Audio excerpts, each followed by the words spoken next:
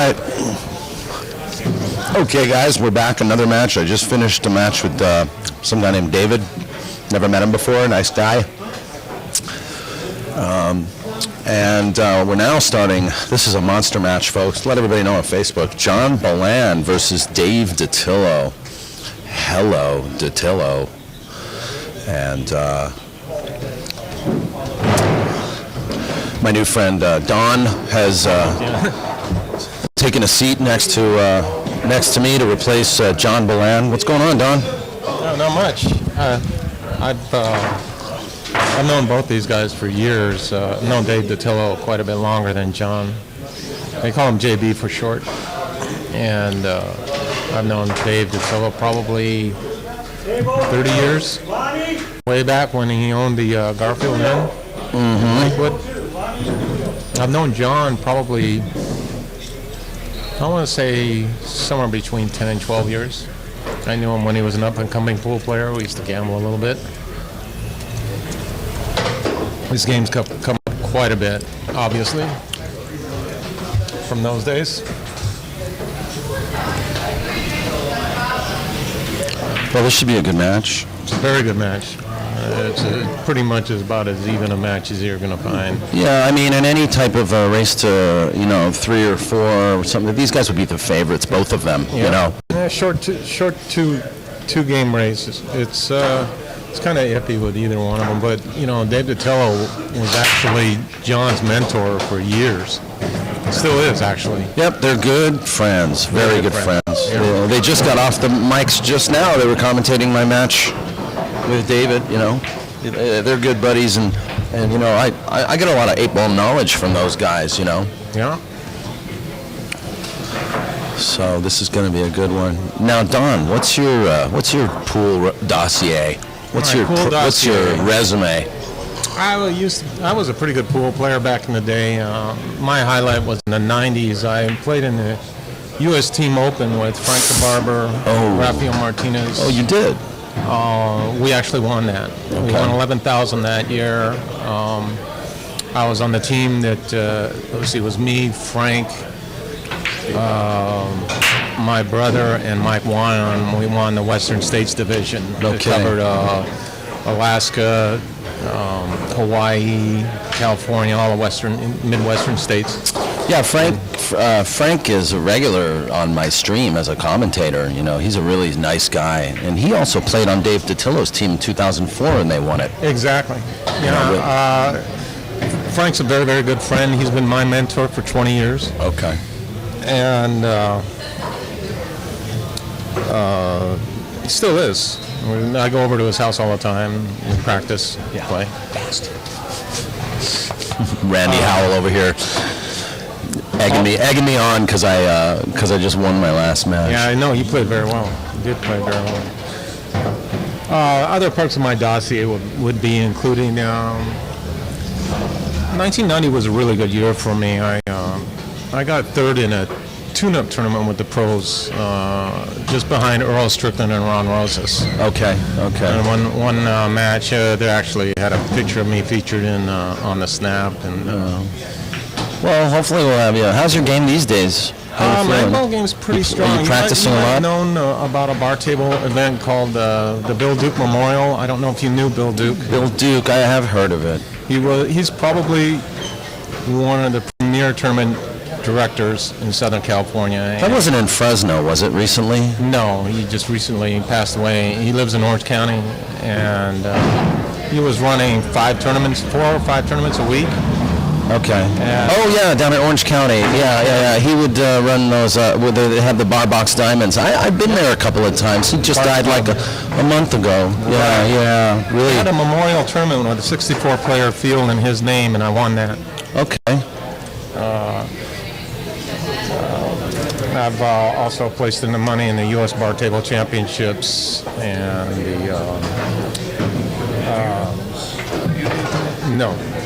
the gentleman, John English, that tall gentleman at the board there. Somebody asking us who runs this tournament. This is John English's tournament at English's Pool Room here at the Public House 1739. This is POV Pool, and you're watching John Balan versus Dave Datillo right now. It's 1-0 to Dave. And I'm sitting here. What is your last name again, Don? McClelland. I'm sitting here with Don McClelland, and we're just talking about Bill Duke. Yeah, Bill was a good friend. He'd had so much experience with the players. Being a tournament director, he ran tournaments way back 30 years, some odd years ago, back in the Valley, House of Billiards. Okay. Got exposed to almost every road player that came in town, all the champions from back in the day.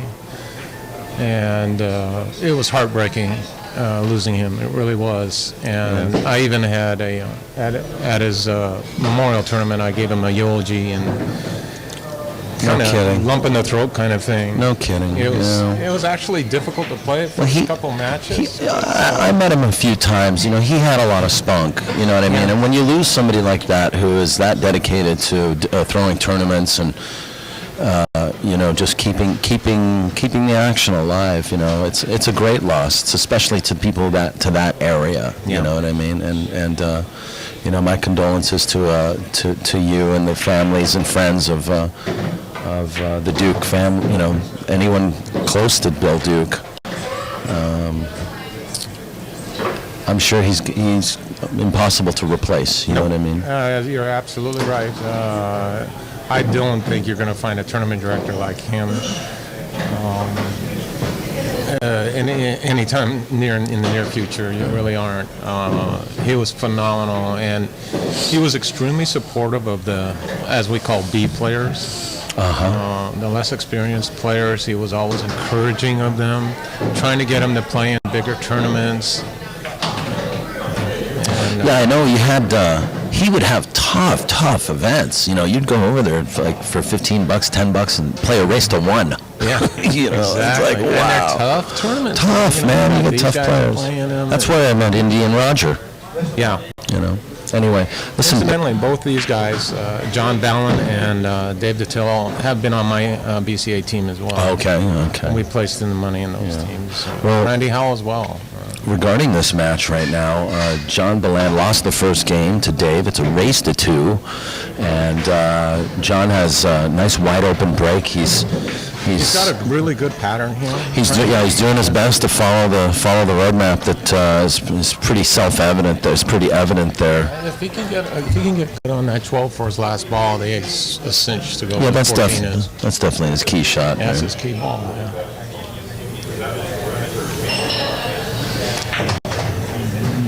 I want to welcome newcomers or returnees to the chat room. Country Made, Lizard Lips, Busch Space, Torrance Chris. Welcome, everybody. Glad you could make it. You're watching this 32-man open tournament at the Public House, 1739, brand new room. This is the grand reopening of the whole establishment. This is a really nice room. It's a really nice room, yeah. John Balan was even saying the bathrooms are too nice. Yeah.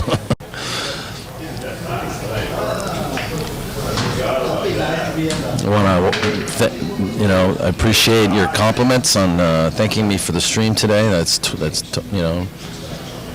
my pleasure to be bringing you Barbox 8 Ball. This is my first time streaming Barbox 8 Ball. Yeah, it's Barbox 8 Ball is an animal in itself.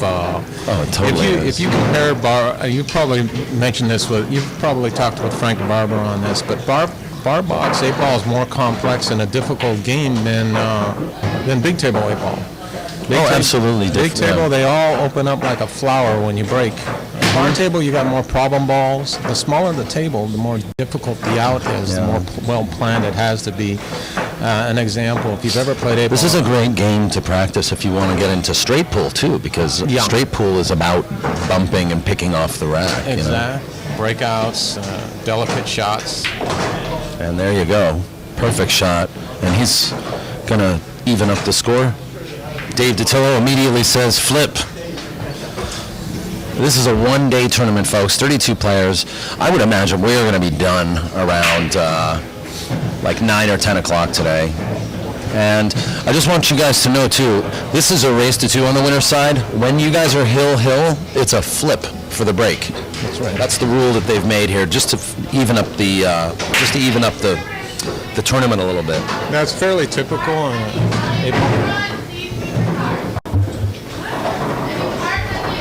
That's fairly typical in an 8-ball tournament where it's a race to 2, because you really want a fairness in the last rack. Stand by. Wait a minute. Where? What parking lot? I think everyone is able to reach your parking lot. Not this parking lot, the one at the Italian restaurant next door. She had me worried there for a All second. right, those in the audience, if you're parked in the Italian restaurant next door, please get your car out of the parking lot. Very funny. Well, actually, you might have some watching on this guys in the parking lot in their car watching on their phone. No, you might have someone in the actual room.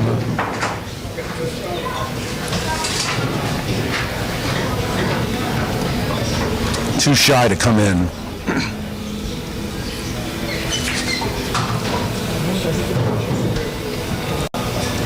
Oh yeah. Also, I got 3rd in the rum runner in 1990, but that wasn't called the Andy Mercer Memorial. Andy was still alive then.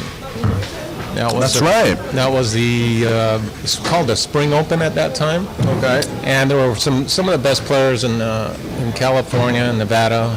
We had some Arizona players there, some of the top players there.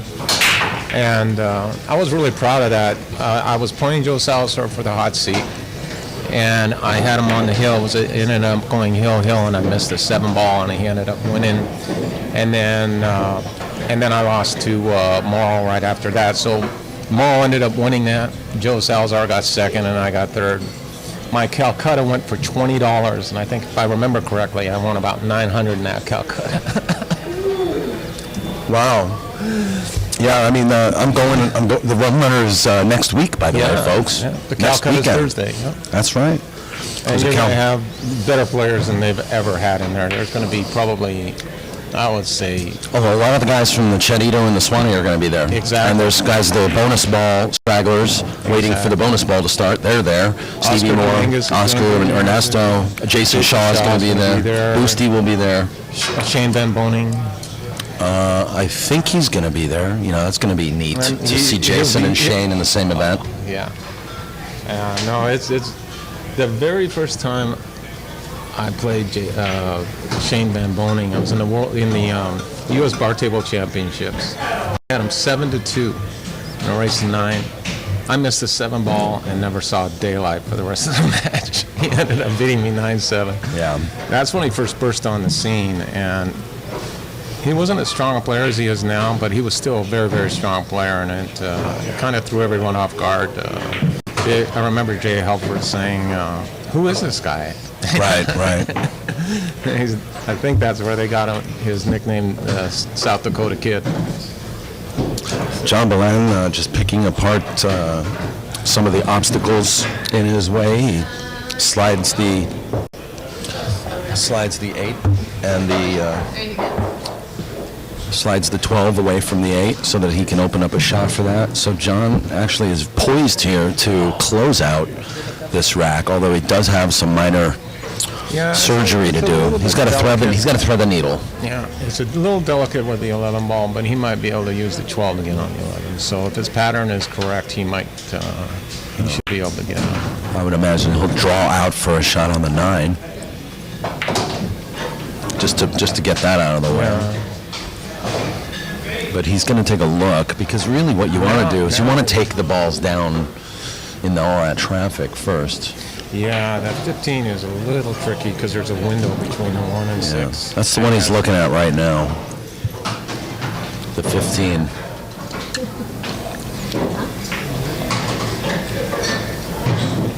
Table 4. Ryan Santos and Jack C. Yeah, it looks like he might have got perfect on that. Now getting from the 11, getting on the 11 isn't a problem. Getting from the 11 to the 12 is, as you can see, there's a window between the 2 and the 4, or he has the option of running it past the 2 and 3 either one of those, and he has to decide which is going to be the easier and less problematic out. It takes a delicate draw stroke to get on the 11 if he goes this way, and if he goes the other way, he has to go around the 12. Talked to John a little earlier, and he said he's been playing real good 9-foot pool lately. He has. He's even been playing one pocket, which was out of his realm for years, and that's added a new dimension to his game.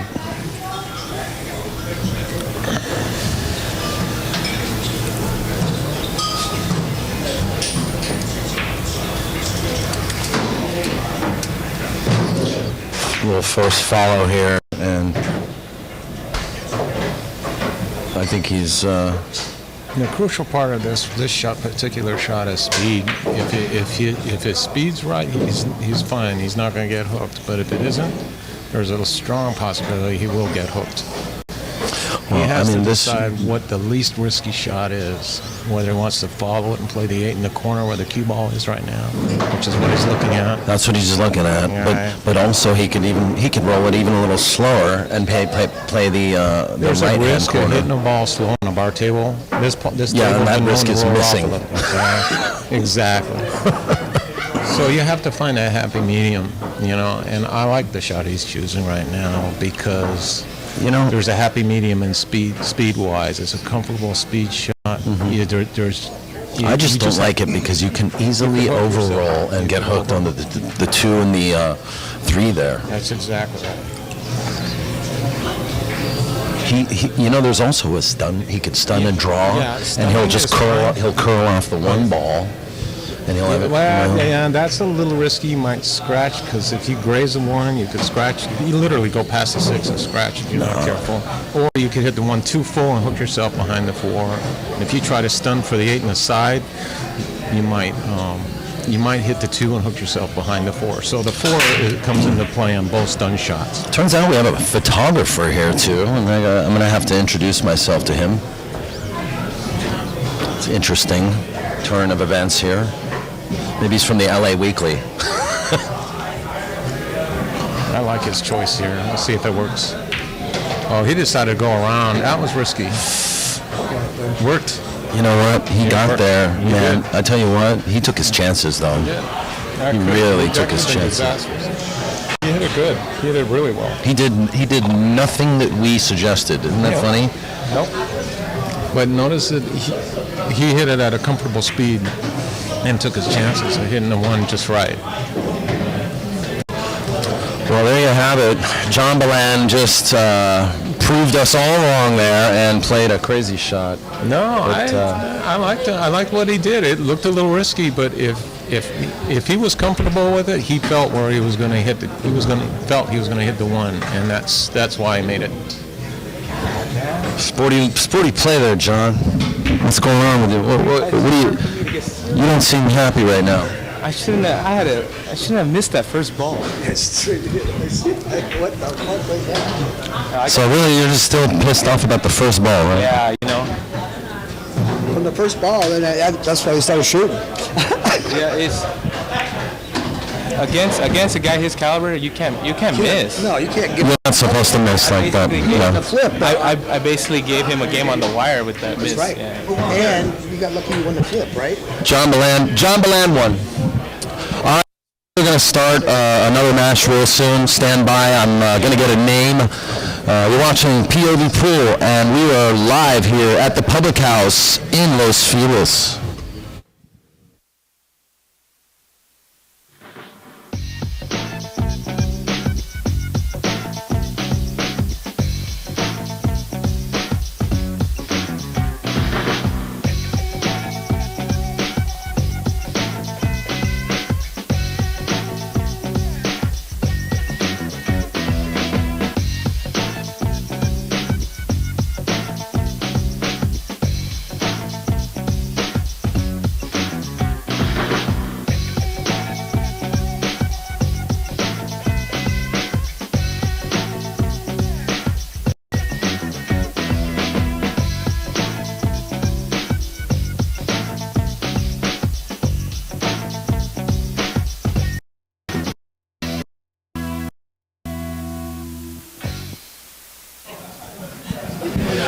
Valerie Porter over there, just coming over to drop me off a flyer.